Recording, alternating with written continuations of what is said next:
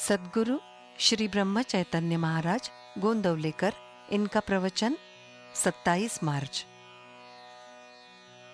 गृहस्थी का सुख दुख केवल भान पर निर्भर है। गृहस्थ के मन में हमेशा एक शंका निर्माण होती है कि असत्य का सहारा लेकर भी जब आदमी सुखी हो सकता है तो असत्य कर्म करने के लिए क्या हर्ज है। सन्मार्ग से जीवन व्यतीत करने पर भी मनुष्य दुखी होता है, ऐसी भी शंका हमारे मन में आती है। मैं भगवान से डरकर व्यवहार क्यों करता हूं? ताकि मेरी गृहस्थी सुख की हो।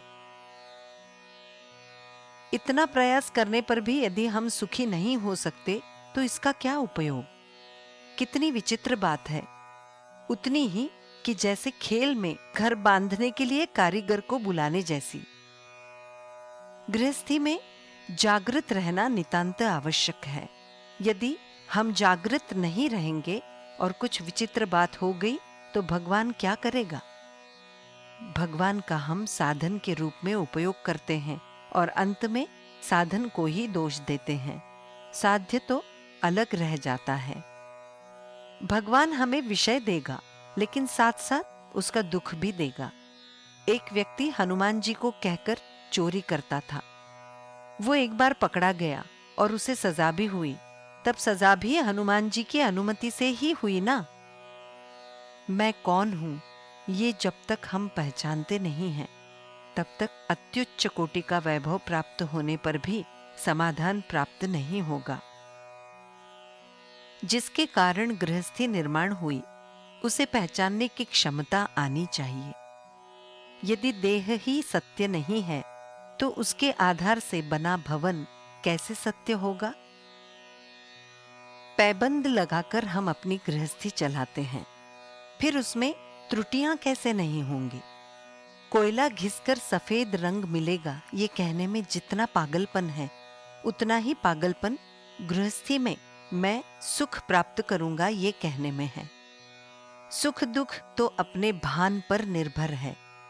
हमें जितना सुख प्राप्त होने वाला है उतना ही मिलेगा, किंतु मुझे ये चाहिए, मुझे वो नहीं चाहिए, ये वासना मिट जाएगी तो सुख दुख शेष नहीं रहता। वासना का पूर्ण क्षय होने के लिए भगवान का अनुष्ठान ही एकमेव उपाय है। वासना लाडले कुत्ते की तरह है, उसे केवल दुत्कारने से ही वो हटती नहीं। किंतु ये बात भी सही है क्योंकि हम ही ने उसे अकारण लाड़ प्यार से वाहियात बनाया है।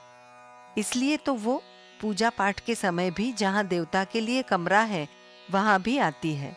यदि हम ऐसा कहें कि केवल अच्छी वासना को ही अंतःकरण में आने दें तो वो बात बनती नहीं, क्योंकि अच्छी वासना के साथ बुरी वासना भी भीतर आती है। इसके अलावा बुरी वासना में अच्छी वासना को मारने की ताकत है, क्योंकि हम स्वयं बुरी वासना के पक्षधर हैं।